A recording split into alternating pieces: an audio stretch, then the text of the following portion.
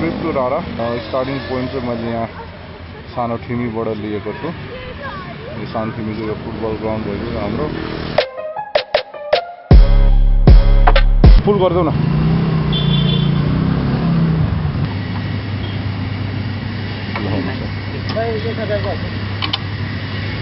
So 10.15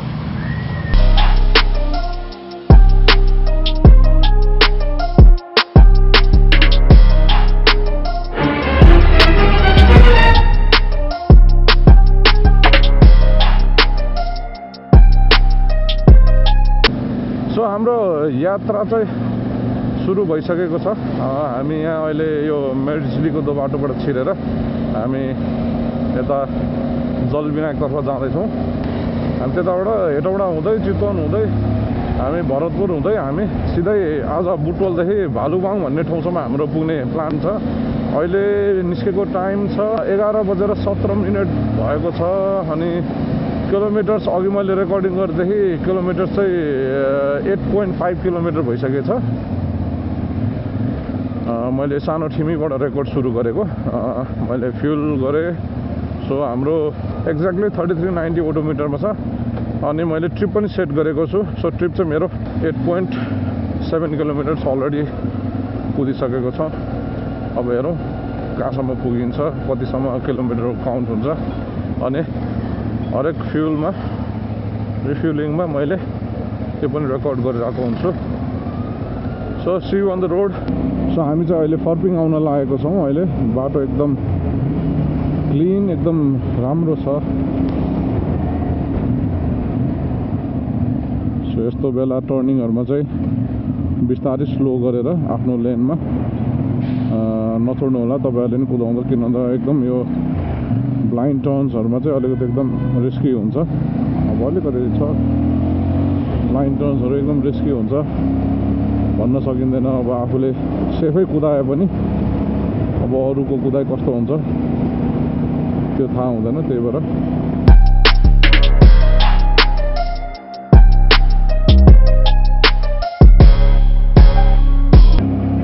यो चाहिँ हाम्रो भाइरल घर के हो, यसको घरको स्थिति भनेर यो एकदम भाइरल भएको घर भयो। यो चाहिँ तपाईँहरूले पनि चिन्नुहुन्छ भने यसो कमेन्ट गर्नु होला यो घरको बारेमा के हो कसो हो। सो यो हाम्रो चाहिँ सेतो घर भन्ने सेतो घर। यो ठाउँको नाम चाहिँ अलिकति कन्ट्रोभर्सियल हुनसक्छ। हामी आउन लागिरहेछौँ पुरन्डी भन्ने ठाउँ 4 किलोमिटरमा। यो ठाउँ चाहिँ अलिकति मान्छेहरूलाई अलिकति हाँस्यास्पद लाग्ला तर यसमा भएका नामहरू। सो यही बजारको नाम चाहिँ पुरन्डी हो। यहाँनिर मान्छेहरूको बस्तीहरू छ। यो ठाउँ चाहिँ फाखेलको पुरन्डी भन्ने ठाउँ अलिकति युनिक छ। यस्तोमा टर्निङमा ब्लाइन्ड टर्निङहरूमा चाहिँ हर्न दिएर जानु होला, कहिलेकाहीँ यसरी रोकिन्छ। अब सो अलिअलि बाटोको चाहिँ सर्टेन पर्सेन्ट चाहिँ यतिको अफ रोड्सहरू छ। यो पनि एकदम अफ रोडै पनि भन्न मिल्दैन, जस्तो नर्मल ठिकै छ। यो स्कुटरहरूलाई पनि कम्फर्टेबल्ली नै जान मिल्छ। बिग्रेको प्याचेसहरू छैन। अलिअलि प्याचेस अब यहाँसम्म भयो। तलपट्टि पनि अलिकति छ जस्तो लागेको थियो। अस्ति पनि यो बाटो हामी ट्राभल गर्दाखेरि यो चाहिँ अलिकति रफ प्याच छ। यहाँनिर गाडीहरू चाहिँ अलिकति तान्दैन। नर्मली यताबाट आइरहेको गाडीहरूलाई चाहिँ अलिकति आउनलाई गाह्रो पर्छ यो प्याचमा। यो न्यू ब्रिज पनि बन्दैछ यहाँनिर। अस्ति आउँदाखेरि अलिकति साँझ बेला पनि अलिकति रफ प्याच हुने यहीँनिर हो अफ रोड बाटोमा। हाम्रो बाइक्सहरू चाहिँ कम्फर्टेबलै छ। So I am sidelining right now. साइडलिङमा एकदम कम्फर्टेबल छ यो bike. So this is my CF moto 450MT। अब यो एकदम अल टेरेनको लागि एकदम बेस्ट छ। प्रिफरेबली अब रोडको लागि चाहिँ 70% अन रोड भन्छ अनि 30% अफ रोड भन्छ। तर सबै उको लागि चाहिँ एकदम पर्फेक्ट छ यो बाइक। मलाई एकदम चित्त बुझेको। So about to reach Kulekhani. यहाँबाट 1 किलोमिटर छ कुलेखानीको लागि। सो यहाँबाट छ एउटा बाटो यहाँ बस्ती हुँदै जाने। हामी चाहिँ यता ड्यामबाट जान्छौँ। यता बस्ती हुँदै यो मेन रोड हो। यहाँबाट चाहिँ हामी ड्यामको बाटो हुँदै जाने। यहाँबाट सर्टकट छ। So this is Kulekhani dam. यहाँनिर तल रिजर्भर पानीको बडी देख्न सक्नुहुन्छ। सो यो चाहिँ कुलेखानी ड्याम हो। यहाँबाट एकदम म्यासिभ छ। प्रेयर फ्ल्याग हाम्रो बुद्धिस्ट प्रेयर फ्ल्याग। सो हाम्रो चाहिँ यो 3 सेट पनि पर्चेज गरेको थियौँ। यो हाम्रो ट्राभलमा यसो यहाँनिर अगाडिपट्टि राखौँ शान्ति पनि छ यो हालेर हाम्रो यात्रा हामी सुरु गरेर चाहिँ हामी ड्यामबाट यात्रा गरी प्लस यात्राबाट फर्किसकेपछि यो रहि नै रहेछ मोटरसाइकलमा praying for world peace praying for everybody safety all beings all living all non-living beings for peace and prosperity to all so यो चाहिँ अब नयाँ एड अन भयो हाम्रो यात्रामा सो अब ड्याम साइडमा चाहिँ सायद आर्मीहरूले सुट गर्नलाई दिँदैन होला सो मैले यो मेरो क्यामेरा चाहिँ अफ गर्छु बताएन यो बाटो चाहिँ तपाईहरुलाई यसो देखाइराखौँ भनेर सो यहाँ लेखेको छ यहाँ बोर्डमा भीमफेदी कुलेखानी ड्याम सडक भीमफेदी कुलेखानी ड्याम सडक so this is the army check point अहिले हामी ड्यामको बाटो हुँदै तल जोडियौँ अब मेन रोडमा यताबाट हामी सिधै हेटौँडातर्फ जाँदैछौँ सो तपाईहरु पनि हेटौँडातिर ट्राभल गर्दै हुनुहुन्छ मेबी अब चितवनहरू यो बाटो चाहिँ अलिक छोटो हुनसक्छ तपाईहरुलाई साँझ चाहिँ यो बाटो बन्द हुन्छ सो तपाईहरु लेट ट्राभल गर्दै हुनुहुन्छ भने चाहिँ त्यो कुरा चाहिँ अलिकति केयर गर्नु होला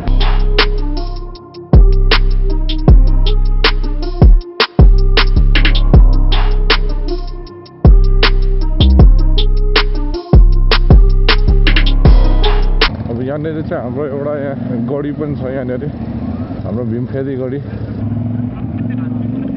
सो यहाँनिर एकदम न्यारो रोड छ यो चाहिँ आउँदाखेरि अलिकति केयरफुल्ली आउनुपर्छ यहाँनिर मङ्कीहरू पनि हुन्छ मङ्किजहरू हाम्रो यहाँ भीमफेदीको मङ्की ग्याङ यो चाहिँ हाम्रो भीमफेदी बजार यहाँनिर चाहिँ बाक्लो बस्ती छ यहाँनिर पसलहरू सबै खाजा नास्ता खाने ठाउँहरू सबै राम्रो छ यहाँनिर इभी चार्जिङ स्टेसन पनि छ यहाँनिर इभीमा आउनुहुनेहरूलाई चाहिँ सहज होला यहाँनिर ठिक्क खाजा खानलाई र चार्ज गर्नलाई हामीलाई यहाँनिर सहजै हुन्छ मैले नर्मली यहाँनिर के देखाएको छु भन्दाखेरि हेटौँडाबाट पनि यहाँनिर चार्ज गर्नलाई आउनुहुन्छ यतातिर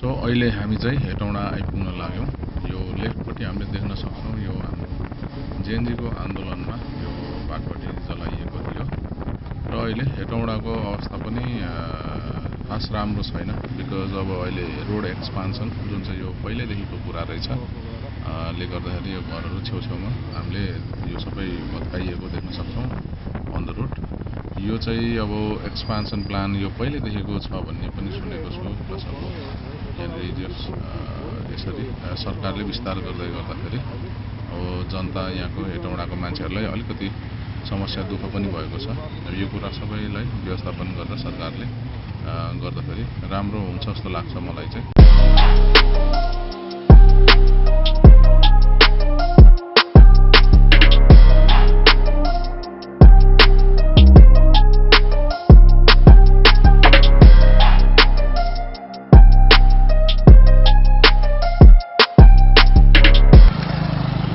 अहिले चाहिँ हामी यहाँनिर मनोहरी आएर स्टप गऱ्यौँ यहाँनिर अलिकति आफ्नो सामानहरू अलिकति प्रिपेयर गर्दै अलिकति राम्रोसँग दरिलो बाँध्दै गर्दै मजाको ठाउँ छ यहाँनिर ब्रेक लिनलाई अब यहाँबाट फेरि अब हामी अघि बढ्दैछौँ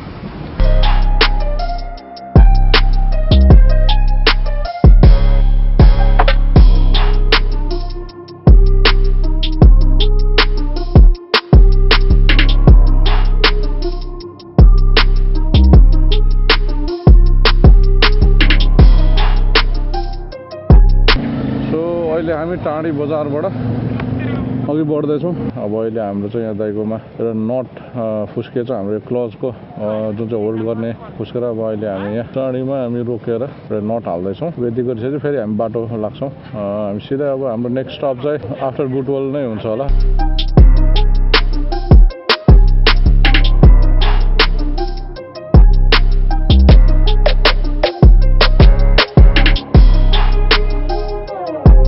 नारायणी खोलामा बोटिङ फेमस छ युजुअली यहाँनिर मेलाहरू लागिरहेको हुन्छ यहाँनिर बिग बेन हाम्रो क्लक टावर लन्डनको बन्छ घरि सिडनीको ओपरा हाउस बन्छ यहाँनिर यही ठाउँ हो तपाईँहरू त्यो म्यासिभ त्यो हाम्रो राइनो क्रुज उता चाहिँ हाम्रो राइनो क्रुज भयो तपाईँहरू बाटो पर्दा यो पनि एक्सपिरियन्स गर्न सक्नुहुन्छ सो त पहिला हामी लुम्बिनीको टुर आउँदाखेरि चाहिँ यो बाटो यहीँबाट एकदम बिग्रेको थियो बाटो अहिले चाहिँ धेरै बनेको छ भन्ने सुनेको थियौँ अब भयो होला मोर देन 2 years 3 years भयो होला यो बाटो नहिँडेको आफ्टर 2 to 3 years हिँडेको यस बाटो एकदम गजब बनेको रहेछ let's experience this highway so अहिले हामी चाहिँ अब बुटोल हाइवेमा जाँदैछौँ अहिले अब तपाईँले देख्न सक्नुहुन्छ अहिले सबै बनेर सबै बाटो गजबको भएको छ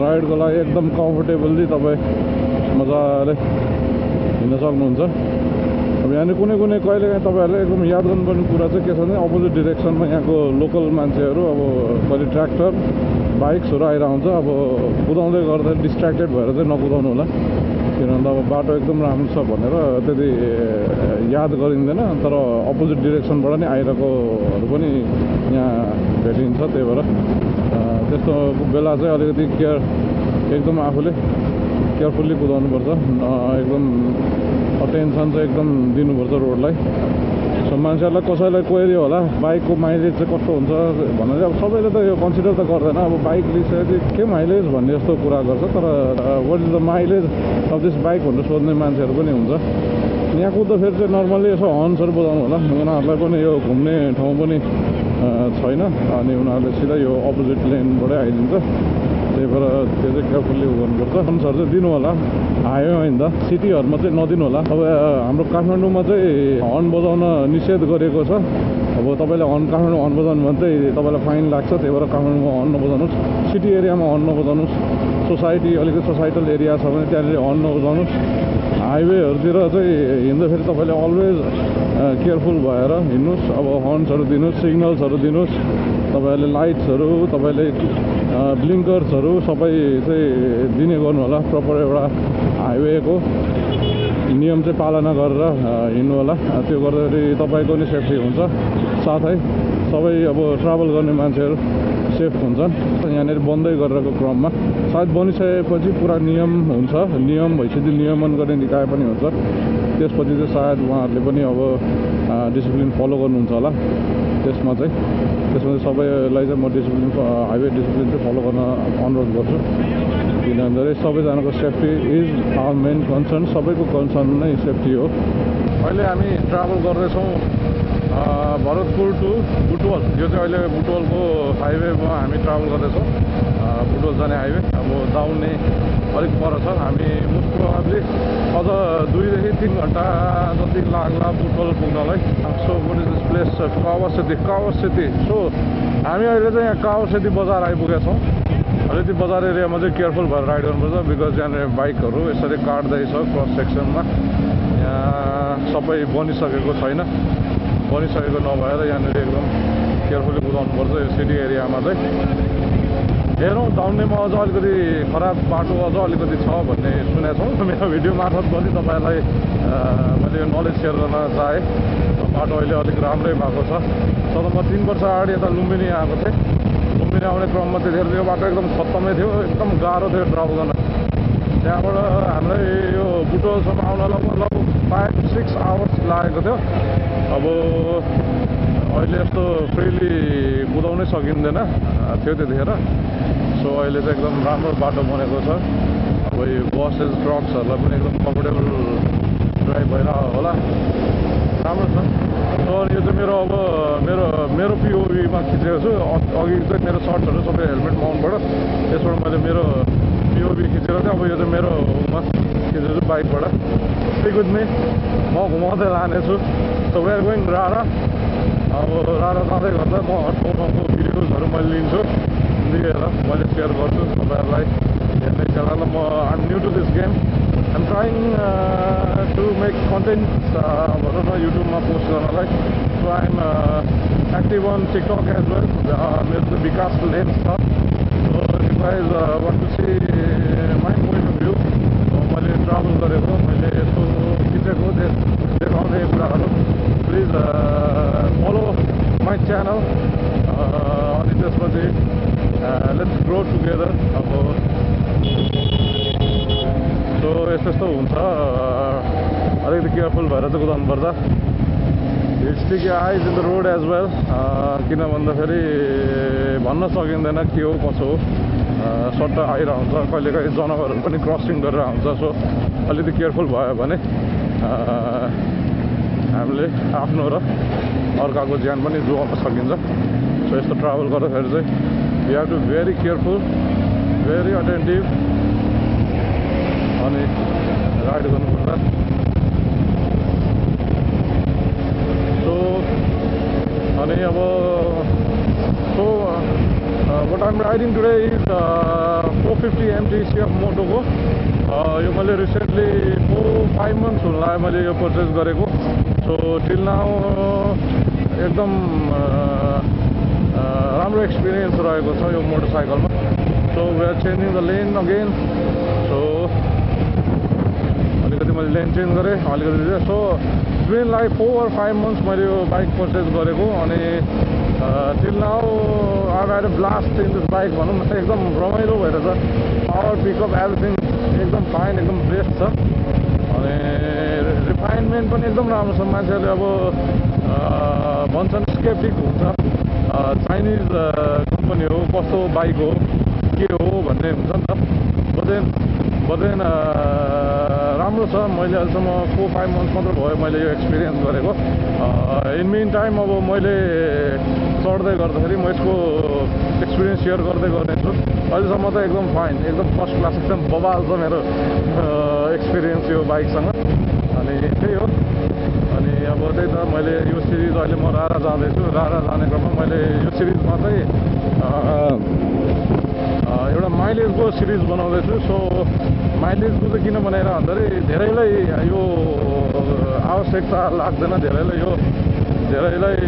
यो माइलेज यति यो मोटो लिइसकेपछि why do you need to know about mileage भन्ने यस्तो कुरा हुन्छ बट देन ठिकै छ धेरैलाई नहोला मलाई पनि त्यस्तो अब त्यस्तो छैन किनभने वी डोन्ट सी माइलेज अब यति सिसी बाइक लिँदाखेरि माइलेज के छ कसो भनेर त लिइँदैन it's purely for the experience purely for the thrill तर त्यही पनि for those who wants to know यसले कति दिँदैछ I will keep you updated मेरो त्यो सिरिजमा पनि हेर म सर्ट सिरिज बनाउँछु सिरिज भन्दा पनि विदिन दिस टुर मैले कति पेट्रोल हाल्छु र कति किलोमिटर रन गर्छु होइन अनि कतिको मैले फेरि रिफिल गर्छु त्यसको म एउटा टोटल ऊ नै लिन्छु मैले डकुमेन्ट गरेको छु म त्यो फरवर्ड गर्छु कस्तो लाग्छ so those of you who want to know about the mileage त्यहीँबाट क्यालकुलेट गरौँ भने हामी जानौँला सँगै जानौँला so this is an experience with me Vikas lens मैले राखेको छु मेरो नाम विकास राई हो म बट देन